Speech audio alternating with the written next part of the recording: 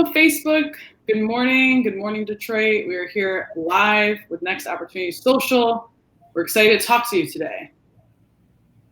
Phenomenal. Yes, indeed, we are. This is Jawan Buford. I am founder of JSB Business Solutions Group. I'm here with my esteemed friend and colleague here at NextOppSocial, Miss Rochelle Wilson. I always get that. I mix that up sometimes. I'm tempted to say still right. Well, I still have right in my name, so it's still there. And then you get married and people want you to change names and stuff like that. Yes, and we're excited. This is an important topic that we wanted to share with the audience and with Detroit Metropolitan area about business ownership and what that means in Detroit Metro during the pandemic. We had planned on having Miss Lashawna Manigault. She's a B2B consultant, been an entrepreneur for several years now, and she has a very important role with Detroit Economic Growth Corporation. I think we can understand that, and as a result of that relationship, she has a lot of responsibilities that she has to manage, particularly given the relationship with the city of Detroit. And so we're hoping she's able to join us, but given her responsibilities and interaction we had earlier today, she may end up arriving a little bit late, or let's be transparent, she might not be able to make it at all. And for that, we apologize, but definitely we will make every effort to get her back on this broadcast at a future date. But until she does join us, the topic at hand today that we wanted to broach once again was the what's going on with the entrepreneurial ecosystem here in Detroit Metropolitan area. What's happening on the ground? What are some of the things and resources we would like to see or believe need to be interjected or introduced into the environment to ensure that, quite frankly, entrepreneurs and the small business community continue to thrive once this pandemic ends and moving forward. And so we were already actually having a discussion before this broadcast began about what's transpiring with small business owners. And, Rochelle, I'm going to ask you to go ahead and share the story that you broached to me, because I think it's so important that people understand what's really happening out here and the impacts that it's going, the impact of what's transpiring, how it's going to shape our community here in Michigan, but particularly here in Detroit Metro. Yeah, I think as we go through our day-to-day lives, and maybe we found a little bit of a new normal right now with the pandemic and whatnot. We're 10 weeks in now? 10 weeks in. This is a long time. This is a long time for us to be shifting this way, but also as a business owner, not all businesses have been able to pivot. Not all businesses have been able to do anything for these 10 weeks, if that's just the nature of what they've created. And I got news yesterday that my uncle, who owns Cruise News magazine, it's a classic car magazine, it's very much, he's had it he's owned it it's been his for 25 years. He created it out of just a passion for cars. It's Detroit. That's what everyone loves. And it grew so much in 25 years to Canada, throughout the rest of the nation. And to see that press release saying that, he couldn't make it through this, and he's not going to be able to come out of this pandemic with it. And that he did specifically attribute that. He didn't say like, oh, I'm retiring and we're calling it a day. He can see what's happening and what's going to come up in the future, and this is it.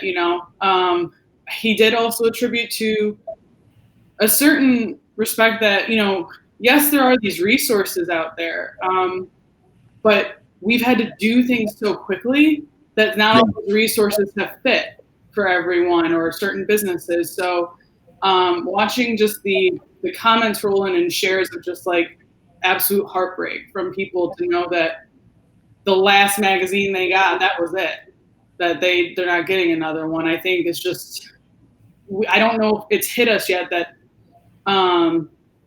that all this can happen so quickly. Yes. It might 10 weeks might seem like not that long of a time, but it is that long of a time in terms of a business. It's lifetime. Yeah. Yes. Yeah, it's lifetime. And that's one of my biggest concerns, right? You have businesses that are just iconic. That it literally shaped the culture and identity of this region. that are not going to be here. And, for individuals like ourselves that grew up running around these neighborhoods and running around these boulevards, it's more than just simply buildings and real estate to invest in, right? It's identity. And to see a business like that disappear, it saddens me, because I know it not only, when you think about it on a micro and macro level, right? It saddens me because I know that's a business that created opportunities. Oh, we have her. She joined. Hello. Oh, I'm so sorry. My morning started at 8 o'clock. Yeah, I heard you're just so busy. We're grateful that you can make this happen. We know you got a lot going on. Absolutely. Thank you so much for having me. Thank you for joining us. Good morning, Juwan. Is he looking for me somewhere? Good morning, Juwan. So we started talking about the impact of the pandemic here in Detroit Metro, and on the micro level. Absolutely. Thank you so much for having me. Thank you. And of course, we know you can speak to that given your position here with Detroit Economic Growth Corporation. If you don't mind, share with the audience, who is Lashawna? What have you been doing the last several years? What does entrepreneurship mean? Talk a little bit about what your current role is and what's important. I can't, not hearing anything. Uh-oh. Oh, there you go. I hear you now. Okay. So if you could share with us, who is Lashawna? Give us a little bit of insight in terms of your entrepreneurial journey. And I don't hear Juwan. Huh. Okay. All right. You can hear me? I can hear you. Okay. There it is. So I'll speak. Lashawna, we were diving into the impact of Detroit with the pandemic, and we were just kind of talking about it briefly, but we'd love to tell the audience more about, who you are, what got you on this journey, how you got in relation with Detroit Economic Growth Corporation. Kind of tell us your story a little bit. Sure. Well, I'm not from an entrepreneurial family necessarily. I think one of the questions you want to ask me is kind of when I fell in love with entrepreneurship. And it had to be just as a kid, watching my mom have parties at the house, the Tupperware parties and the Mary Kay parties and the Avon parties and things like that. I actually branched out around 2002 and I moved to England and I lived in the UK for a while. And while I was there, I had an opportunity to be partner and owner in a staffing agency. And I was already doing human resources and things like that. That was my background. And so I just really fell in love with creating opportunities for people, whether it be through staffing or my direct hiring. It was a way to fulfill people. It was a way to help people see their dreams come true. It was a way people to help them meet their goals, and being able to be in a position to serve people and help people make more of their lives and make more of their resources and add to their family, contribute to their family, was really when I fell in love with entrepreneurship. I saw opportunities to change the world. Yeah. That's amazing. Tell us more about your connection with the Detroit Economic Growth Corporation. What do you do there? What's happening there? That sort of thing. Sure. Well, about 5 years ago, I started in business consulting through a company called Lifeline Business Consulting Services. Great organization, business services that was offering entrepreneurship, training and classes for those people looking to be entrepreneurs. So you can contemplate, is this really what I want to do with my life, and what direction do I want to go in, as well as how do I get that? How do I get there? So through that consulting, we did some technical assistance, worked very closely with DEGC on several projects and on different occasions. And so DEGC has actually been part of my life for quite a few years, but as a partner, a community partner.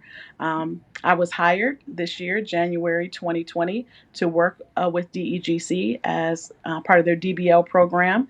DBL is the District Business Liaison. And so every district, Detroit is broken up into 7 districts. Every district has a district business liaison. We are brought on and kind of authorized through the mayor's office as partners with the district managers. And through that, we oversee the small businesses in those particular districts, connecting them to resources and acting as a liaison between them and city services and departments. Excellent. So with that now, and you're being in the weeds with these businesses, right? So Sure. when you look at the small business ecosystem in Detroit Metro and Detroit proper, what changes do you feel, especially with everything that's happening, need to take place, or what changes do you see happening within these businesses? Sure. Well, not there's not as many things different as you would think. Doing from a consulting standpoint, I was there and I was talking to people, so I was really getting into what was going on out here in the city. What challenges were they coming into contact with? What challenges were meeting them as they were pursuing their dreams or their goals? And it was access to capital. Access to capital was always one. We focused a lot on women and minority-owned businesses. There are several policies and things that needed changes, whether it be on a state, city, or federal level, that created issues or barriers or gaps. So one of the biggest things now, again, it's access to capital. A digital divide. There's also a digital divide here in the city, whether it be access to broadband internet because they don't have service in that particular area, or because we're a labor intensive society. Detroit grew up in the industrial age. A lot of us are factory workers and generational factory workers and things like that. And as such, learning and being on computers every day was not necessarily a necessary for everybody. So there's still a gap, and people are looking to learn how to communicate more, especially now. I think this is what really pulled it out. We knew we were seeing people that were having troubles with websites or signing up for different softwares and utilizing the Square apps and different things like that. Those types of things were learning curves as they were building their business. But now, as the pandemic has come across and everybody's communicating via Zoom calls and online resources and things like that, and that's the only real way to reach out. Those are some of the issues that they're facing. Yeah. Do you feel that I think you just touched on this, though, that these challenges aren't just unique to the pandemic. These were challenges that were already occurring within the Detroit area and whatnot as well. Absolutely. They just been exacerbated, by Okay, the yeah. pandemic. Yeah. Mhm. It definitely shows you where the gap is. And I think a lot of people have said that as I've been listening, as the pandemic has gone on, and you hear Governor Whitmer and the mayor and different sources on the news talk about some of the issues. This pandemic has definitely highlighted where the gaps are as far as access and treatment for different things and resources. So, kind of going off of that, what do you think maybe might be some of the short term and long term impacts of the pandemic for these businesses? I think getting to the root of problems and kind of having a system that works from the bottom up. So you can meet all the needs. A lot of times we put programs in place and throw a lot of money behind, and I don't mean we as in DEGC. I don't want any of these comments to be construed as I'm, taking DEGC and their goals and objectives verbatim. Right. But just as a consultant as a whole in this industry, I have we need to really take an approach where we're going to have to start from the bottom and work our way up versus just throwing a solution out there and seeing who catches it from the top down, Mhm. because it still leaves a huge gap for people who just don't know or who haven't heard or don't trust the resources or don't know where to find the resources. So it's a grassroots effort in solving a lot of these problems and getting back to basics. That's awesome. Within your role as this business liaison, and you're like I said, you're in the weeds with these businesses. What have you found that makes entrepreneurship so special and so unique and so impactful, specifically in Detroit? Yeah. So we know what we know how to do. And I say that a lot. We all know what we know how to do. We all know what our strong points are. So, whether it be the salons, the hair salons, the beauticians, whether it be the restaurants, whether it be the auto collision shops and different things like that, we know where our skills lie. And a lot of times we've taken great pains and great strengths and great strides to keep to continue to be that pillar of our community. The auto shop that's been on the corner for 20 years, 30 years, 40 years, and they're still there. How did they do it? Or the hair salon that's been servicing customers and growing their business over the 20 years. These people are going to be here, and we want to make sure that we don't neglect them and that we don't overlook them and that we get them the resources that they need. But that's why they're so special, because they held in there. They stood, they stuck, they stayed. And they continue to be a part of our lives, the fabric of our lives, the fabric of our communities, regardless of what was going on, regardless of if there was money, regardless if there were resources. And so that's the biggest thing about Detroit for me, the most impressive, the part that makes me want to continue to give back and to be a part of the conversation so that I can help them move forward and, ramp up so that they get their just due. Yeah. Yeah. Shirley, if you don't mind, 'cause I know she can't hear me, right? Because that's to be admired. That's what we all love about Detroit, right? Yeah. We also know that a lot of these businesses should have scaled, right? We have businesses that have been on the block for 5, 10, 20, 30 years, and they didn't scale. They didn't grow, right? They didn't necessarily level up. And, one of my biggest concerns moving forward is what's transpired is literally changing the landscape. Yeah. It's changing relationships, it's changing resources, how resources are accessed, where and who acquires those resources. And you're going to see a situation where businesses are going to begin to accelerate. And my biggest concern is that Detroit businesses might be left behind, right? And so I'm thinking, from her purview, from Lashawna's purview, what resources need to be put in place? What things do we need to be doing as individuals who are in the community and serving and working with business owners to ensure that they not only survive, but they actually thrive, they actually grow, they actually scale moving forward? Right. Lashawna, I don't think you heard him, did you? No. Okay. So he was talking about, as well, like you're talking about these businesses that have been around for decades, right? And they've survived so much. But with everything that not only that they've already been through, but then we're talking about businesses moving forward as well, and helping them scale, helping them grow, and then, but not also, what can we do as a community, but other business owners and how can we be of a resource to help these businesses grow, scale, and ultimately thrive? So, and not allow Detroit, as well as things, to get left behind in this impact. I hope I summarized that. Yeah. I say, well, the hard part is a lot of businesses need resources, and because they need the resources that they need, they're costly resources. And so, it's just really been kind of, heart tugging to see the city and the state, all pull together, the county to do different things, some of the different organizations here to pull together to bring resources to people and give free services, things like that, the tech towns and the different business service organizations that are willing to put in the work, without asking for little or no funding. The hard part is kind of navigating those waters when you need expert services or specialized services to come in, because those things are, generally at a cost, and they're at a higher cost that the business may or may not be able to take advantage of. What I would like, what I like to think sometimes is that it's just to give back. So I believe in personal development. I've done other things, like I mentioned Mary Kay and things like that, MLM. And one of the things that I always notice when I go, across the country to go to an event or a personal development, a seminar or something like that, is that, sometimes we're deep in the room, African American or people of color, and sometimes we're not, and I sit there and I'm thinking, we're the ones that need this information, and we're the ones that need this motivation. We're the one that needs these mindset shifts and changes. And we're not availing ourselves to those opportunities, or those opportunities aren't availing themselves to us. And so I think with what Jawan is doing and people like yourself and the platforms that you're creating to bring information and resources to help people, even if it's just with mindset, even if it's just a thought, as I said, once you hear something, you can't unhear it. Once you learn something, you can't unlearn it.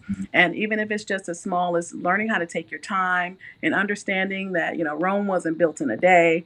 You know, we've become a kind of a microwave society. We want everything right now. And, you know, social media also presents itself as being, you know, you can have it and you can have it tomorrow. But I think as more platforms come online as yourself, that can really say, hey, let's take a step back and let's look at it from this standpoint and let's be honest about, you know, what it's really going to take for you to take your business to the next level. And are you ready and committed to do that? And what is it going to take in you and your mindset and in your environment, your, you know, immediate environment to change that, to help you move forward? What are you going to need to get rid of in order to put something else in? So I think that's a big piece. Yeah, that's true. Just to touch on it too, with that, what can you tell entrepreneurs, especially in Detroit, like that this new VC, how can they help them? How can you help them? What can they take advantage of in that way, or how can they utilize as a resource? We've got a lot of brilliant people in Detroit. So don't get me wrong. We have a lot of brilliant people. Again, a lot of people that have been around and businesses that have been around for a long time. There's generational wealth in Detroit as well. I just say stay connected as much as possible. I think as people who are trying to lead from the front, that we have a bigger and a better obligation to make those resources available even to people who may not necessarily, again, have access to certain platforms and things. What we do is we meet together, and we have an entrepreneurship ecosystem, by the way, second to none in the country here in Detroit, which I'm really proud of. And this work table works together, and we brainstorm, and we bring our thoughts, and we bring the issues and the problems and the quandaries of the entrepreneurs together and say, how can we help fix this? How can we help bridge this gap? I think just more grassroots action, again, planning start from the bottom and working our way up versus top down is really going to help. And I think just acknowledgement as more people get on board and they see what we're doing and they start investing in Detroit and what we're trying to do here and or any other place across the country that runs into the same disparities and inequalities, that we'll find ways to kind of partner up and make sure people have what they need. Even just sharing amongst each other. All my emails end with, if you know someone that needs this, please share it. Yeah. So they may not be on my mailing list, but they're on yours. You know what I mean? If you don't think they're getting it, go ahead and feel free to send it. So I think we could all do a better job of that. Yeah, that's excellent. You shared, I know you're going to have to jump off here soon. You got another meeting, but you shared so many extremely important lessons, but we always like to ask our guests if there was one thing you really wanted to hit home that our listening audience could take regarding entrepreneurship or mindset or whatever. What is that one overarching thing that if you could impact this wisdom, that if everyone could hear it? Right? Oh my God. No, I just say take your time and take time to invest in yourself. If you take time to invest in yourself and really take out some of the rest of the world and the rest of responsibilities and what's going on and really focus on what it is I want and visualize yourself having it, taking the time to really, what is it going to take to get from point A to point B? What have I done in the past that's really gotten me where I want to be? What were those actions? What were those steps that moved me from one to the next? Because I think that the fact that we're so inundated with information and distractions is one of the reasons we're not being as successful as we could be. I think it's the distractions. I think we need to be in our heads more than we are currently, because it's that time, it's that setting aside the time, it's the thinking about what you want, seeing what you want versus what you don't want to happen in your life, and then walking out those steps is really going to be what it's going to take. And then throughout those steps, you'll be able to, get that guidance that you need because your thoughts are clear and you're focused. We tend to knee-jerk react. I'll take that, or I'll get this, or I'll get that. And it's like, no, that's not really what I wanted. But if you sit and figure out what it is you want, then you don't have to take advantage of everything. You only have to take advantage of what you need, and it'll slow things down for you, and it'll help you focus and walk it out. And it won't take as long as you think it will. Yeah, I think that's so important. Getting really clear, and I'm sure you can relate to this, that requires you to be still, be silent. It can be hard. It can be so hard to get clear. We got to put those blinders on a little bit. Yeah. To that point. Yeah, I try to do mine at night. As I'm laying in bed, and really get clear, just taking that time in the evening because, during the day, it's so much going on. And again, you hit the ground running at 7 o'clock in the morning. In 45 minutes, you're talking to somebody or engaged with somebody or somebody sending you a text message. But if you try to do it at night and that way it's the last thing you kind of falling asleep on, I think it definitely helps to clear some things up and clarify the direction. Yeah, absolutely. Well, Lashawna, if someone wanted to get in contact with you or talk with you more, what's the best way to reach you? I can be reached. So if you are in District 2 and you are looking for your district business liaison, I am she, and I can be reached either way by my email address with his first initial L, last name Manigault, LMANIGAULT @DEGC.org. And on a more personal note, or from a standpoint of consulting or whatever the case may be, you're welcome to reach me on my personal email at manigaultinc@gmail.com. Excellent, excellent. Well, we appreciate you taking the time. I know you're limited in time, and we had some tech issues a little bit, but you shared some amazing wisdom in that short time. We got the good stuff out of it. Really? Oh, good. Yeah, Thank you so much. Perfect. Thank Wonderful. you. Thank you so much for having me. I appreciate you. And thank you, Juwan. I'm sorry I can't hear you. We'll get this back right next time. So thank you. Okay. Bye. Thank you so much. Have a good one. You too.